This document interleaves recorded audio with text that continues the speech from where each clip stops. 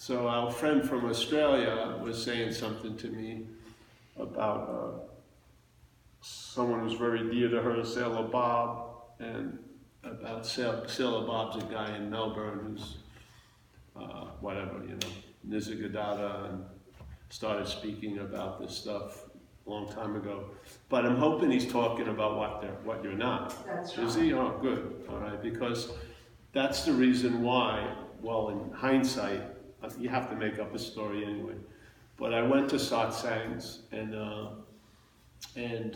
remember I was speaking in LA once, and the people said, well, you went to satsangs, and that's what motivated you to speak. And I said, he said, oh, what you heard at the satsangs motivated you to speak? I said, no, it's what I didn't hear at satsangs is what motivated me to speak. Because there was a very important aspect. It's sort of like when I was in this program called Delancey Street, right down the street, a drug and alcohol program. After about a year or so in that program, I felt I needed something. I couldn't put my finger on it, yeah? But I felt like there was something that I needed. And so what I did was I looked around the program and I asked the people who'd been there the longest, and they had no idea what the fuck I was talking about. So I was sure I was going to be leaving there. And what it was, in hindsight, was recovery. After I went back out, and 10 months later, I washed up on the shores of AA, and I met what I was looking for. I didn't know what it was, but when I met it, I knew it. Yeah, the same thing with satsang. I was going to satsangs, and I was listening to people, and it's a beautiful space, and they would be describing, unconsciousness. I'm no thing, I'm all this and all that. And it's, could be very inspiring. But there was something going on that I couldn't put my finger on, because there I'd be at a talk, and there was still an us and them in the talk. There was the person who supposedly had it, and then there was everyone else who didn't have it, which is just the essence of duality. Yeah?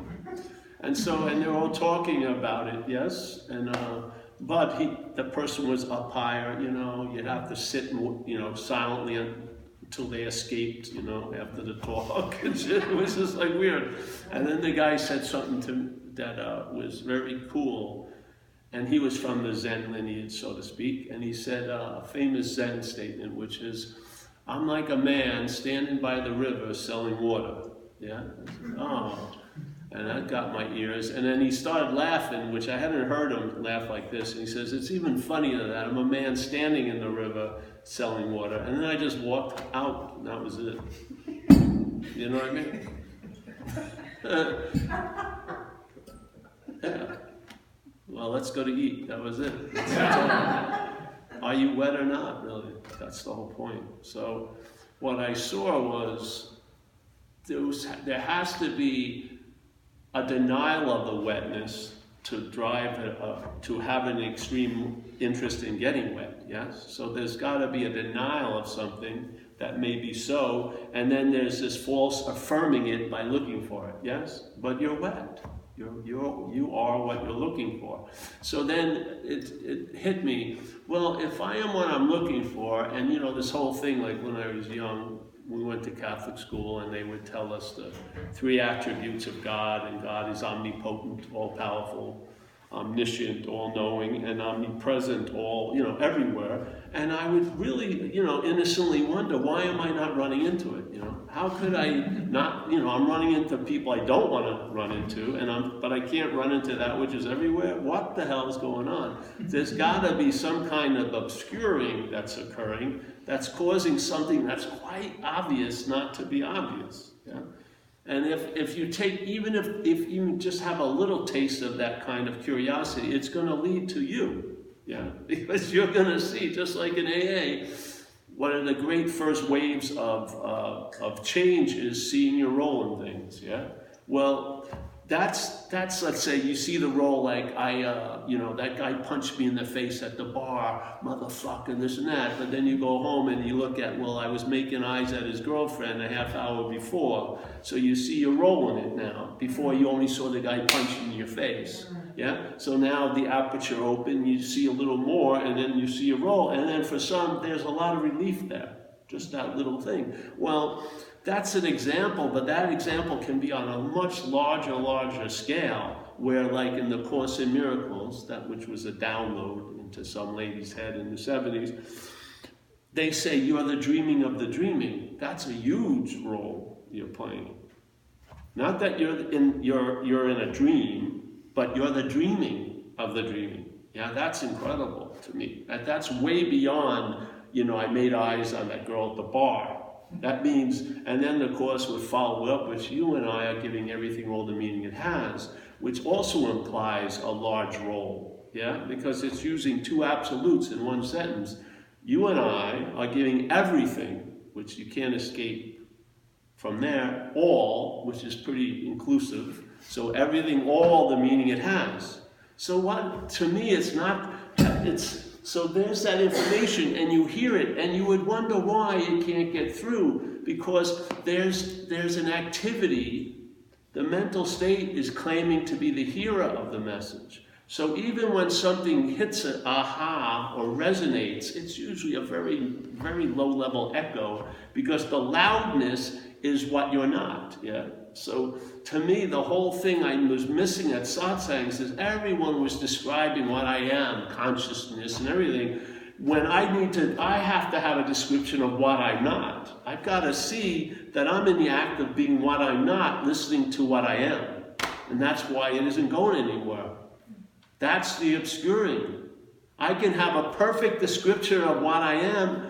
It's not going to get through, because what I'm not's going to hear it, and the only way what I'm not is going to know it is conceptualize it, which isn't it. So as soon as what you're not hears about what you are, it neuters the message. It neuters the message. It isn't like, randomly it neuters the message. It's sort of like, well, there used to be a painting here, but the frame, right? The frame defines the picture. The picture doesn't fucking change the frame. So the frame is this identification as what you're not, hearing about what you are. That's why it's worse to freaking come to satsangs in some respects, because what you're not is getting reinforced, yeah. And therefore, obviously, in its day-to-day sense, it doesn't feel like what they're describing. Oh, I am love. No, you don't feel, all I am consciousness. No. So you're feeling like, well, what the fuck? I must have done something.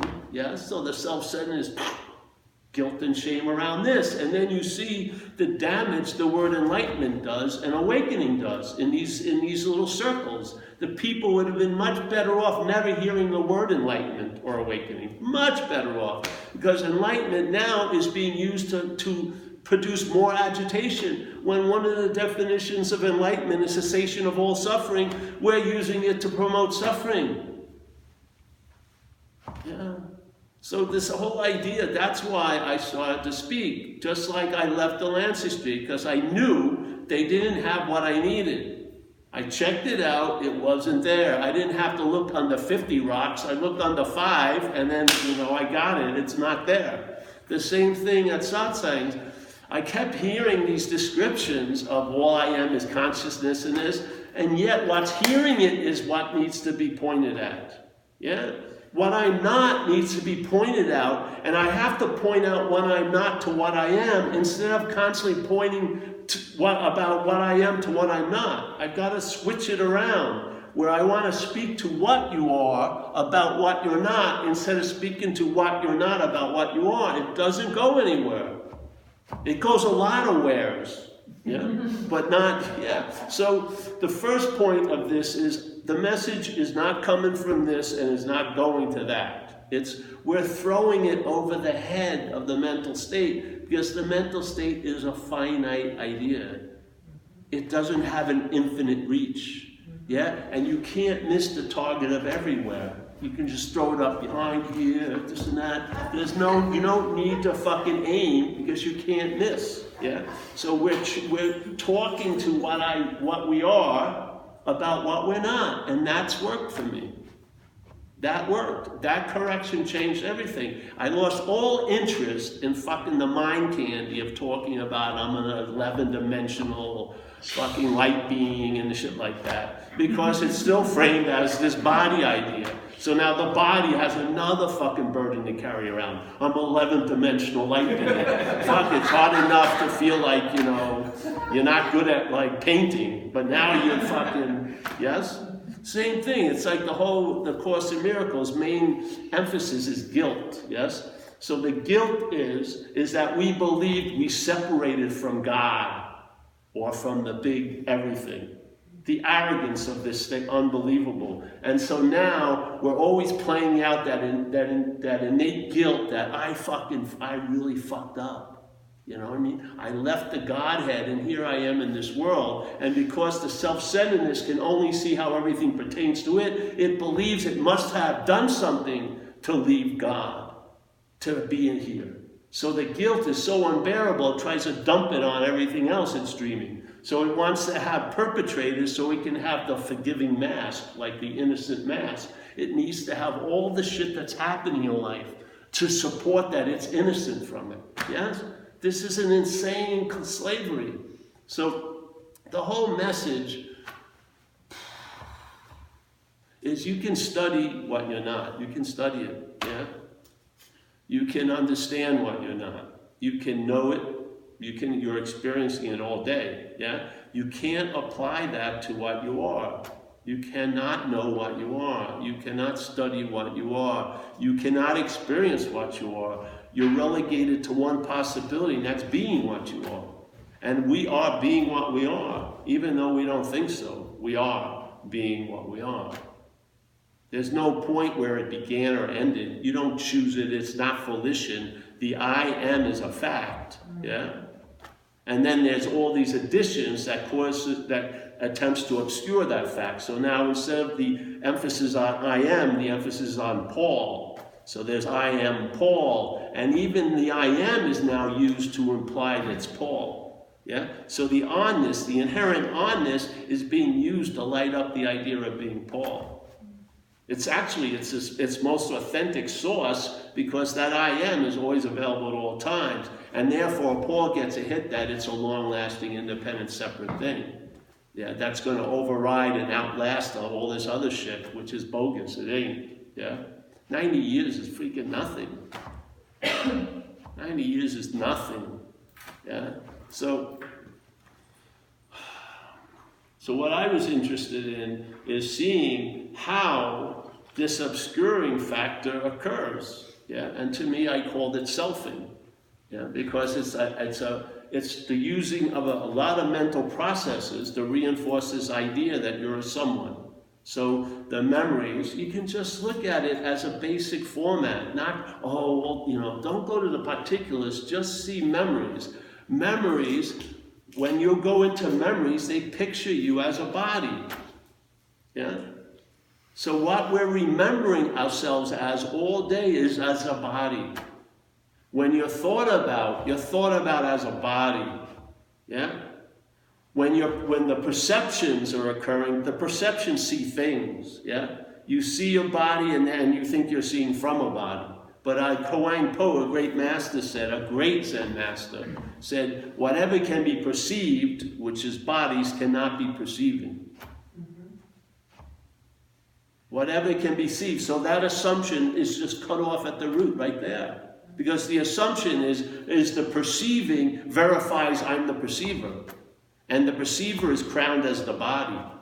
Yeah? But I'm not. So what am I? No, don't fucking go there. See what I'm not. And you'll find out what you are. You don't need a description of what you are. You are it. It's best to find out it. You know, find it out as you're living. It's better instead of hearing shit and then having ideas of how it should look, you might as well just go off of that. Don't fucking spend any more time reading about the ultimate oneness. Doesn't go anywhere. Just see the relative two-ness. Yeah? See, are you the object that's subject? Or is there only subjectivity? Are you a noun that is the cause and at the effect of all the verbs, or is there just verbing? I mean, come on, you have the ability to see, yeah? All you need is a little bit of a nudge with a little bit of an understanding. The understanding is just a catalyst to the seeing. It doesn't replace the seeing. It can't be replaced with understanding. The seeing will illuminate the understanding. That's the beauty of it. The understanding is a damn good lens to allow the light to not get so refracted, you know. It'll come through clear with the understanding. But the understanding isn't the vision. The seeing is what we are. The seeing isn't held by an understanding. The understanding can hold what you're not in a clear way. It doesn't hold what you are, nor does it promote what you are, because there's no promoting what's already here. So you see what you're not, and in seeing what you're not, you find out what you are. It's as simple as that. Yeah? So now the horse is in front of the cart, and you'll feel the difference. You'll feel it. Yeah? You don't need to have an authority to tell you you felt it. When, you know, you feel it in your, like a gut feeling, unspoken yes or something, and, you know, you'll see blue is blue and red is red. Things will become obvious to you concerning this topic. Well, it may not, you know, spill into finding your keys every day, but it will be available. Any metaphysical questions will be muted completely. You lose all interest in spirituality as a topic, really, or as a pursuit. I hope, anyway. I mean, I'm just sharing my observations of what's happening to this action figure. It's lost all interest in this thing as a topic. Completely. You know what I mean? If it can convey and trigger a sense in someone, to me, I'm interested in communication. Communication, not body to body or brain to brain, but mind to mind, yeah? I want to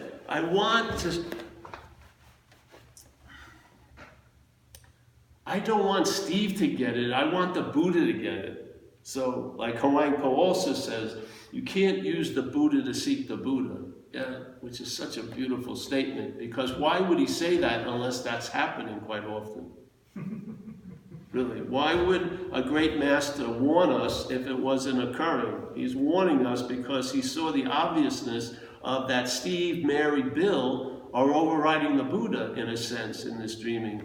And so the message seems to get claimed by Steve, and then Steve does exactly what the message warns us about, which is it uses the Buddha, which is AKA Steve, to look for the Buddha.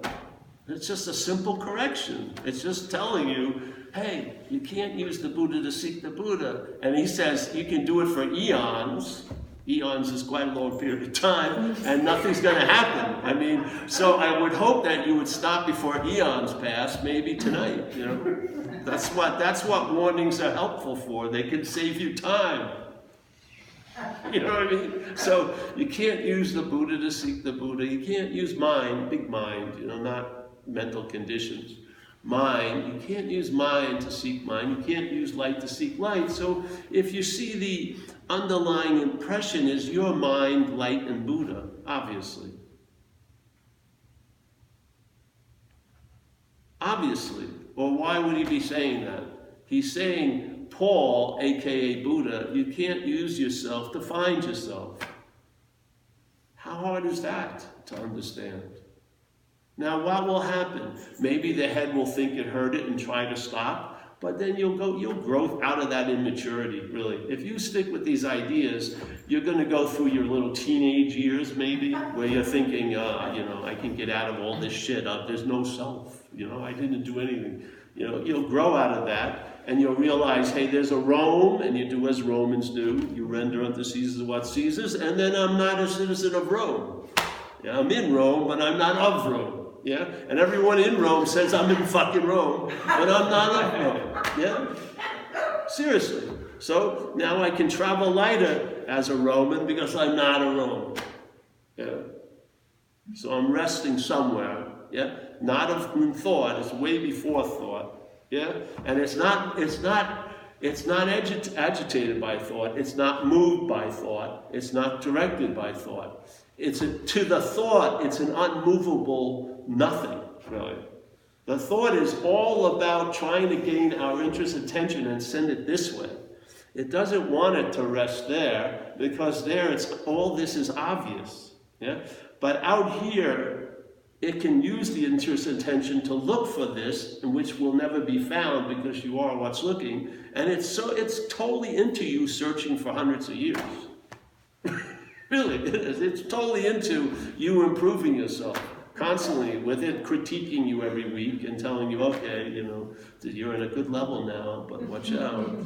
Don't fucking look at that girl. You'll drop a few pegs. You know, it just plays God. It plays God, doesn't it? Really. Like in AA, we have a statement, which is one of my favorite statements. You got to quit playing God. It doesn't work. I mean, that's simple. So, but this is the little trick. So if that which is playing God claims to be the hero of that, then that which is playing God tries to quit playing God. That's playing God. You can't get out of that. It goes on ad infinitum. Yeah? That which is playing God can't quit playing God. What can quit playing God is God. Yeah? I can see I'm not that which is playing God. That's how you quit playing God. Yeah? You don't quit playing God as that which is playing God, because that would be playing God. You quit playing God by seeing it as something other than you. Yeah?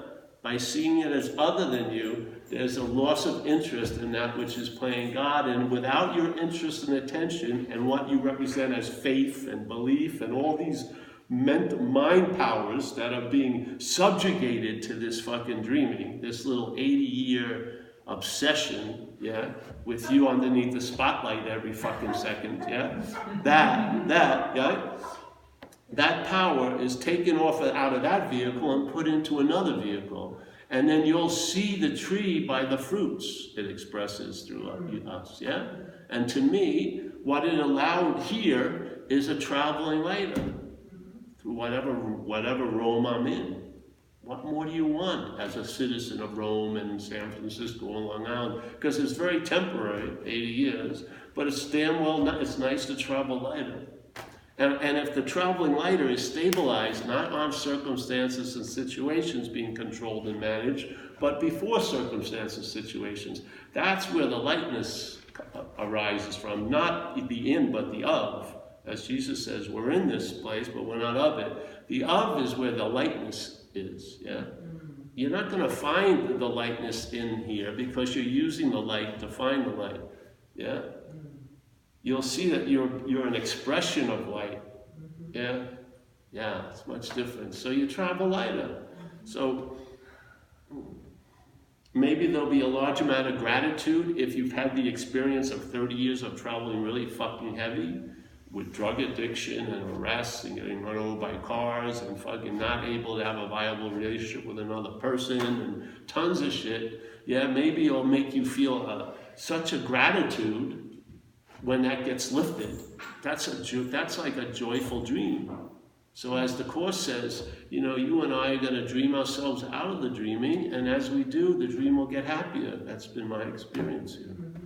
Yeah.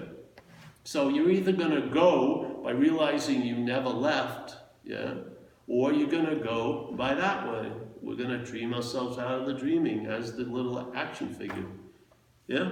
There'll be more and more a loss of interest in Paul and a gaining of interest in everything else, yeah. So that contraction symbolically will loosen up, yeah.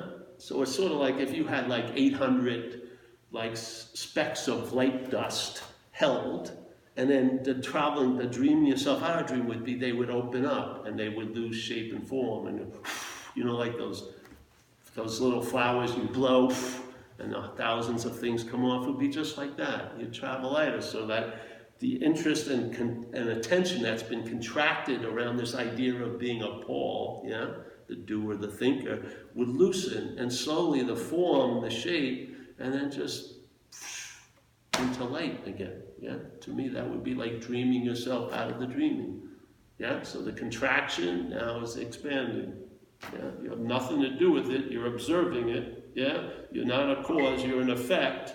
So something's affecting this great event in your life. And you have gratitude because you know it has nothing to do with the little idea of you. Nothing to do with it, yeah? So now the cause of all causes is seen through, and now you find your true role as an expression, as an observational event and an expressive event. Yeah? Yeah. So, and that which has taken you over now is going to express just like the fucking lower power of addiction and shit like that, that took you over, was expressing through you. Now what you would call the higher power expresses through you. Yeah? You know, you could put gas through a hose or water through a hose. The hose, whatever liquid there is, the hose will carry it. Yeah? We're not just, yes? So we were talking at this meeting Sunday about the statement in AA that we manufacture our own misery, where I don't agree with that, because I truly believe we're the facility where things can be manufactured. And with the lower power, the addiction having control over the factory, it produces misery. It produces consequences. It produces vindictiveness. It produces resentments. It produces fucking sense of entitlement. It produces a lot of shit. Yeah? But that same factory could produce beautiful shit. The same machinery could produce joy, serenity, peace of mind. Yeah? It's what's running the factory. Yeah? So I don't believe that we manufactured any misery. I believe the facility that can manufacture things was taken over by the parasite. And then yet, when everything gets stamped and leaves the factory, it's got made in Paul, you know?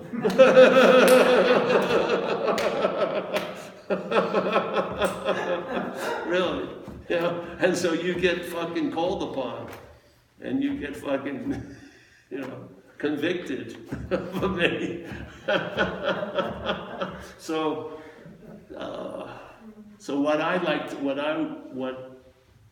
I don't know, I was just interested in seeing how thoughts have so much power and stuff like that. And then I saw there was the ownership of the thoughts, the claiming, the my. The word my implies a lot in me, you know?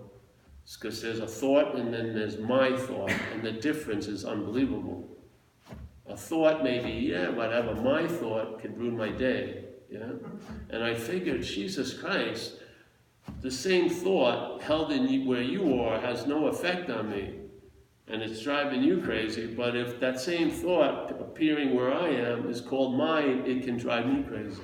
So I realized it ain't the thoughts, it ain't the feelings, it's the mind. It's the act of being identified as the thinker and the feeler. That's where the bondage lies. So it's a wild goose chase to work on thoughts and feelings, you know. The clarity is to see the noun of it all, the sense of doership or ownership, yeah? And by seeing that my and having that weaken, you'll see the powers of the thoughts seem to weaken. So you've gotten to the cause, really, and it's not the thoughts. So at least you get back to the exact nature of the wrongs, like we say in AA. You've got to get down to the exact nature of wrongs. Well, let's get down to the exact nature of the wrongs. Everyone's thinking it's fear, but in AA's point of view, it's self-reliance is what causes the fear. So why not get to the causes? And then when you see the cause, the effects will change. Definitely. Most definitely. The thoughts will the orbiting of the thoughts will open up. Yes? There'll be a lot more space. Yeah? And feelings will do what they do, come and go much more easily. Yeah? Because you're not fishing for them. You're not trying to hook them with the mind to produce a story about them. Yeah? Because some people think something happened 40 years ago, and their whole story about themselves now is based on that fucking story. Yeah? Just like we say, a miracle happens in an hour, you forget it in an hour, but you've been holding on to a resentment of 30 years that never even happened. I mean, this is what this thing's manufacturing shit out of nothing all day. And you're the one who gets you get the consequences. You better look at who's running the factory. Yeah, seriously. Maybe it's one of the products that's running the factory. So you don't even see it in a way. Maybe you do. The idea of, there's a statement, I have a statement I like. It says, that which comes after is implied to be before. Yeah? So that which comes after. So let's say there's seeing. Yeah? Seeing, hearing, feeling, tasting, touching. Then the mental state arises in the field of seeing and claims the seeing. Claims it. And this is my seeing, and implies a seer, right? So now the seer is produced by the claiming of the seeing, but then the seer is implied to be before the seeing. That's how the story is. He now becomes the doing of the seeing when it wasn't, he had nothing to do with it. The seeing got claimed to imply the seer. The seer now gets assumed to be before the seeing. That's the bizarroness of this place. So that which comes after is implied to be before. So we're really facing the wrong way, to tell you the truth. So something that's produced in the factory says it's the owner of the factory. Yeah? So you may fire all your employees, but you never fire the owner. Yes? You have to see it as something other to entertain the possibility of being free from it. Or you'll be trying to be free as it, or through it, or with it. Yeah? You have to see it as other. So that's why I use the mental parasite. Is there a mental parasite? I don't even care. I want to provoke an image of alcoholism as other than you. Because the only way you're going to be free from it is seeing it as other. If you keep calling it you, if you keep calling its manifestations yours, you're in the act of being identified as it. Yeah? So all your hopes for freedom are based on that will be there with you, which that's not freedom, that's bondage. That's bondage of self. The bondage of self adheres to freedom also. Yeah, so the mind. So when I saw the mind as an add-on, very subtle add-on that changes everything that comes after it, then it was obvious to see it with the feelings, and then you can bring it back to see it with conscious contact. You believe you're the seer, the feeler, the hearer, the taster, the toucher, and the whole mental system supports that assumption. Now, how are you going to get out of it? By listening to it. And how are you not going to listen to it if you think it's about you? How are you going to get out of it? By listening to it.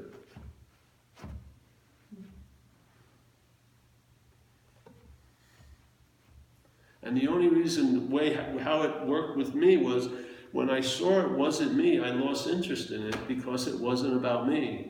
Because the way I'm trained as this action figure, I'm interested in shit that's about me. So if this shit up here isn't about me, I'm going to lose interest in it just like I lose interest in you if you can't give me anything so I want. Yeah? There'll be a loss of interest in this. And therefore suddenly you'll see that the idea of you is a product of the factory that's churning everything else out. It's another product. But see, when this product comes off the conveyor belt, it says it's the one that produced all the other products.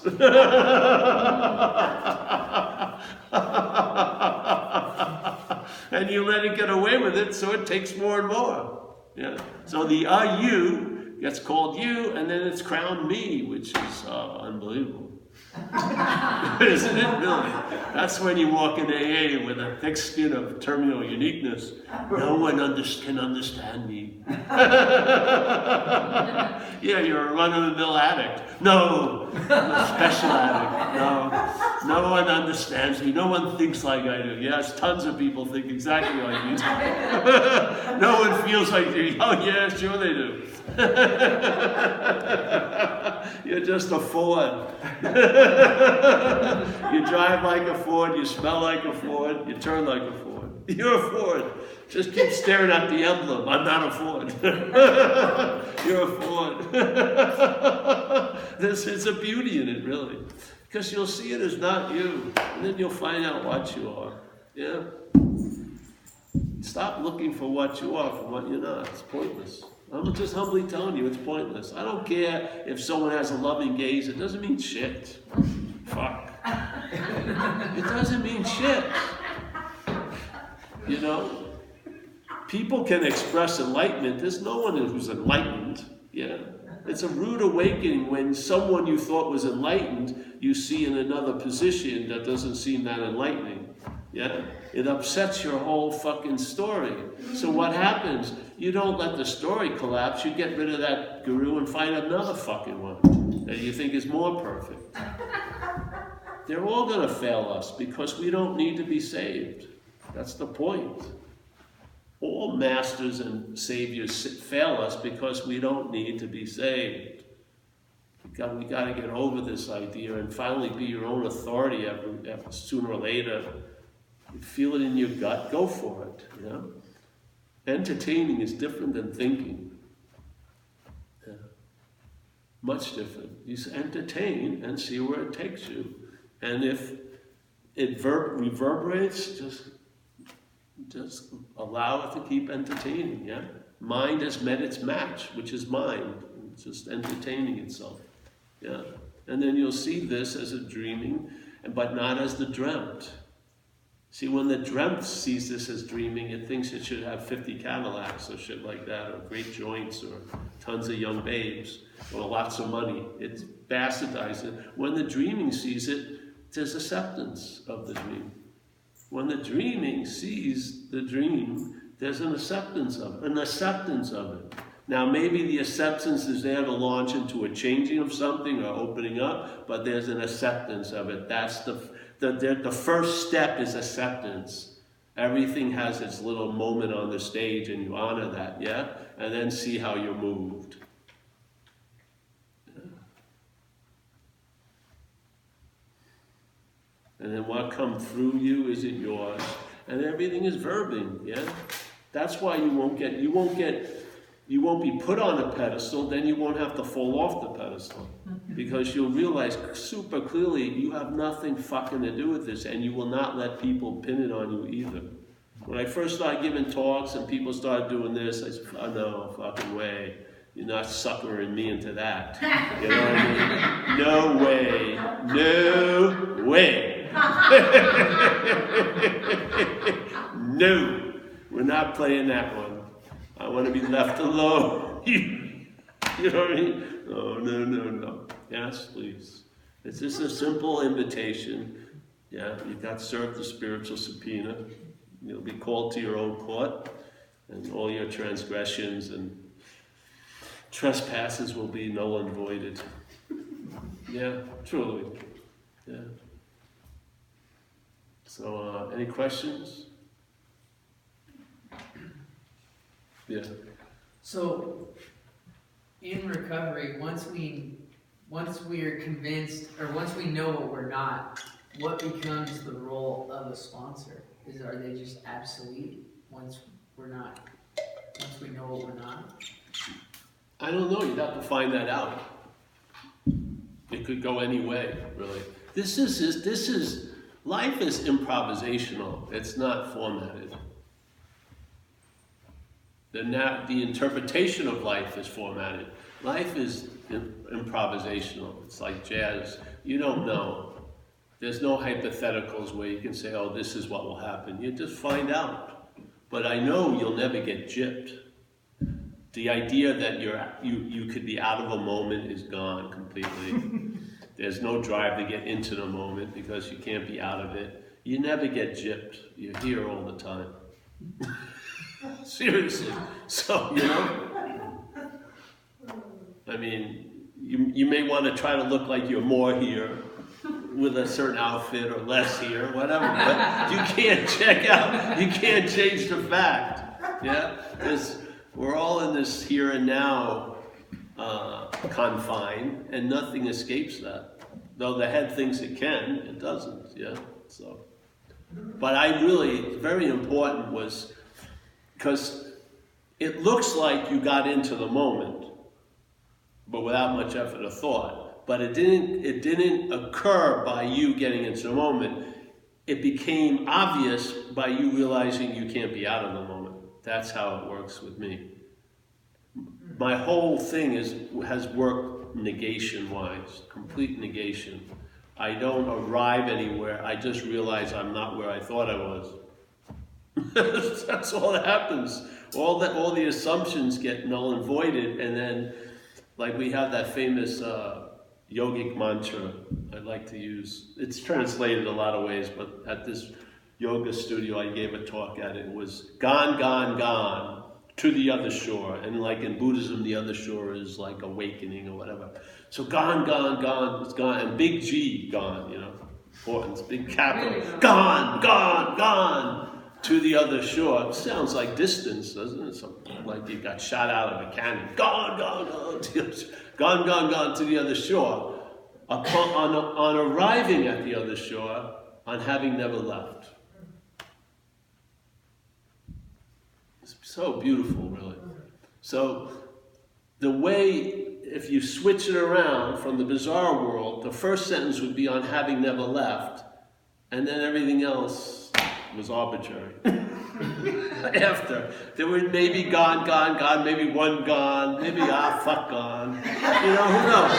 But the fact would be on having never left. That would just fucking just sap all the meaning out of all the other shit. It would. Yeah. That's why we call the new book On Having Never Left. It's such a beautiful, just the perfect. Can you just imagine what it'd like if your day was based on having never left? It would be totally different than what it's usually based on. You know, I have fucking deadlines to make in businesses or something. There's always so much movement and drive. We've got to complete something, to get to the next something. And then you have the attitude on having never left.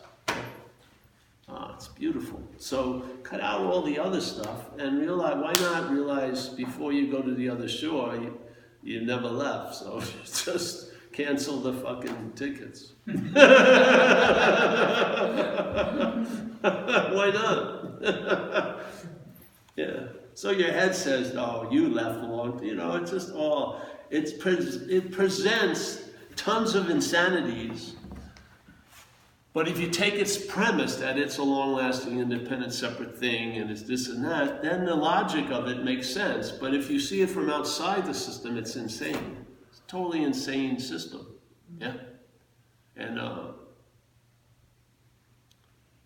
there's a solution, like we say in AA. There is a solution. Where, here, when, now. I believe it's inherent, because it's always available at all times, right where you are, with no requirement necessary. And if the requirement was you'd have to vanquish a non-existent thing, well, then it's inherent, because the thing that you need to vanquish doesn't exist.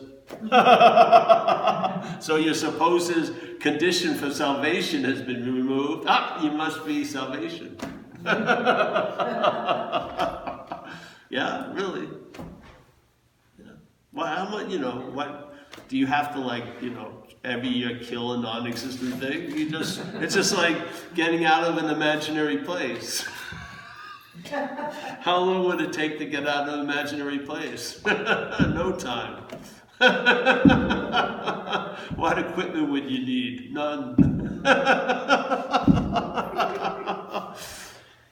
But see, it can't be an imaginary place, because if it was, then I may be imaginary. So, you see, we give meaning to things to make ourselves seem real.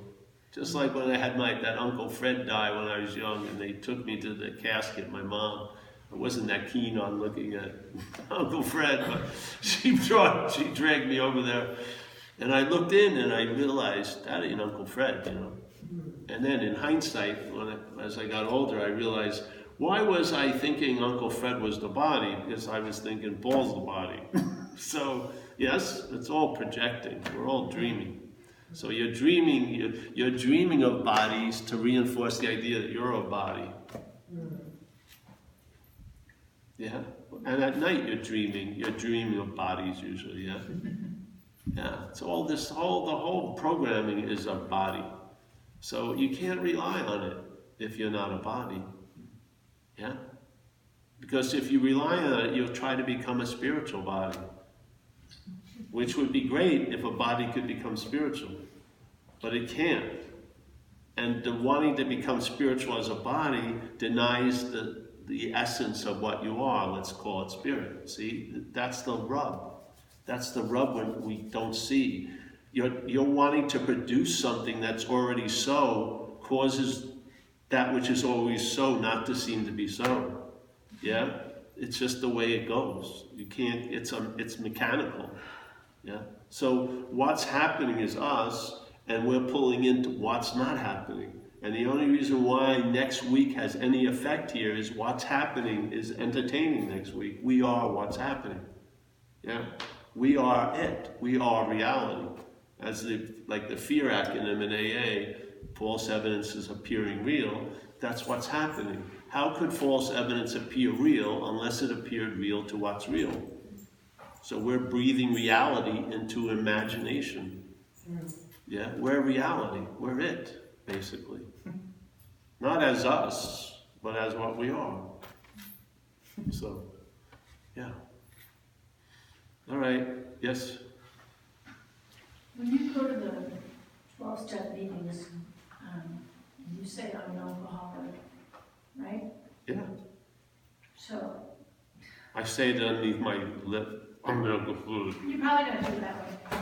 No, I don't. But how, this is my stupid question, is who's the alcoholic? I don't understand, like when you say, sorry. It doesn't matter. When in Rome, you do as the Romans do. If you try not to do it as the Romans do, you're more Roman than ever. Yeah. Yeah, this idea. If you want to be cute, just say I'm a grateful member of AA, so you don't have to say you're an alcoholic. There's a lot of tricky ways. I don't care. It doesn't mean anything to me. It doesn't. So I've heard this quite a lot. You know, it's a good question, but it implies that I have any interest in that. I don't, and I'm not interested in changing the language. Just take out the meaning of it. You can just say I have alcoholism, so you say I have cold. Yeah, it's just sort of like people who, let's say if someone's awake and they're diabetic, they're going to take insulin. So people, the action figure has a parasitical addition to its self-centeredness, which is alcoholism and addiction, and it gets to be extremely self-centered if that parasite gets awake, you know, gets agitated. So you live a life based on principle and of service and stuff, and the dog that used to run your life is asleep, and don't tease it. You have the run of the house while the dog's asleep. So the action figure can be like a free-range alcoholic. Yeah, I mean, I don't see why there's any trouble. That always befuddles me when people think, oh, this still has the ability to override what you are if it appears a certain way. I don't believe that at all. Fuck. I just don't. Yeah. I mean, there was a guy, a Tibetan guy, another dude that I spoke at one of his retreats. He's Dzogchen is like the great perfection in Tibetan Buddhism, like non-duality. And so this guy was very famous and seen in those circles as an enlightened master. And then he got dementia. And a lot of his students were flipped out because they were pinning the enlightenment on the body. And now the body's drooling and fucking doesn't know who the fuck it is. And, you know, adult diapers and everything. And they're like a little bit shook up. Wow, I thought he was enlightened. No one was enlightened. Something was coming through, just like you think the hose can carry a lot of shit. Doesn't mean it's the shit. Seriously. Just like in AA, someone who's humble doesn't know they're humble. That's humility. Humility is you don't know. You're not, oh, I'm humble right now. You're not on a surveillance with, am I humble? I'm in peace now. I have people call me and I disappeared for 2 weeks. Who's here to tell me that? If you disappeared, you wouldn't even know. They're like, who was there to recognize they disappeared? Come on, stop with that shit. Just fucking stop, watching everything. That's what you do. You lose interest in that. Your interest and attention loses interest in that. That's what happens. You lose interest in knowing how you're feeling every second of the day. You could care less, really. You're just living and fucking around. You know what I mean? You don't have to, how am I doing? How am I doing? I don't know. Someone says, how do you feel? I have no idea, really. At any moment, I don't know how I feel. It's like that old song. Well, we change it. You don't check in on, to see how your condition is, what condition your condition is in. You don't care your condition. Because you know deeply it's temporary, it's fucking, It's all this shit is thrown up in the air every day. You're trying to put it all lined up so it implies, oh, I'm connected. Give me a fucking break. You cannot not be connected. You are it, you know? Why do you have to pantomime as the shadow to try to make yourself look like you're that? So you can look at, the shadow can look any way it wants when it's being reflected by no thing. You're not going to see the no thing in the shadow. You're going to see your concepts about the no thing in the shadow. The shadow is improvisation. It's doing whatever it fucking wants. There's no form and no rigidity in what we are. Yeah? So, yes. What are your thoughts about step 10? Step 10, taking inventory. Well, this is personally for me, I took a lot of inventory till I didn't have to take any inventory. So I did, in the first few years of AA, I did step 10 for 2 years every day, and then I don't do much of it at all.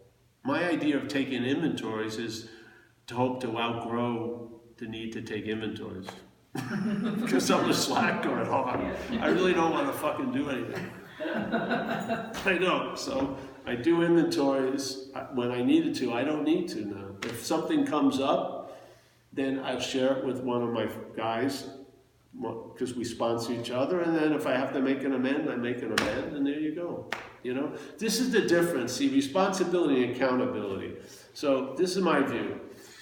My dog shits on the neighbor's lawn. Now I'm accountable for that. So when they call up, and, hey, your dog shit on our lawn, I'll go there and clean up. But I'm not responsible for that. I don't fucking get guilty and shameful for 2-3 years because of that shit on that guy's lawn. I'm accountable for it. I did that, but I'm not responsible for it. Yeah. So all that behavior I was performing under the influence of that parasite, I'm accountable for it. I make amends. I do that, but I'm not the cause of it. I'm not responsible for it. Yes? No fucking way. No one's pinning it on me. Because when I was taking over, I would have done to anyone whatever I could do unless you could physically stop me. Really, that was basically it. When I was out there running, there was no fucking, there was not even close the illusion of volition. Once I had enough drugs in me or stuff like that, I was apt to do almost anything. Yeah? So this is the thing I have about recovery, because a lot of us have the ability, now that we're sober, to realize, oh, we're not, God's doing for me what I can't do for myself, a lovely thing. And then you start feeling gratitude and you're not taking ownership. But I would like to see that applied to before, when the lower power had us, because we're still feeling a lot of guilt and shame for the behavior that was exhibited back then, yet we were not responsible for that fucking behavior. Where is the compatibility now, giving all credit to the higher power and not giving all blame to the fucking lower power? You and I still taking all the blame for that shit. See, that I would like to see change. Yeah. Because that's one of the biggest hooks still, is the guilt and shame, because one of the most rooted things is the sense of being the doer. And so the real disease is the identification of self, and it's before the disease of alcoholism. So alcoholism affixes on self-centeredness and amplifies some of its qualities. Like if you just have a little bit of jealousy in you, you drink and use, you're up on stalking charges a few months later. Yeah, it amplifies those. But there is an inherent disease before alcoholism, and when you get relieved of alcoholism, doesn't necessarily mean you get relieved from the identification of self. I would take the relief from alcoholism as an opportunity to get to the exact nature of the wrong. Because without something to land on, the alcoholism can't.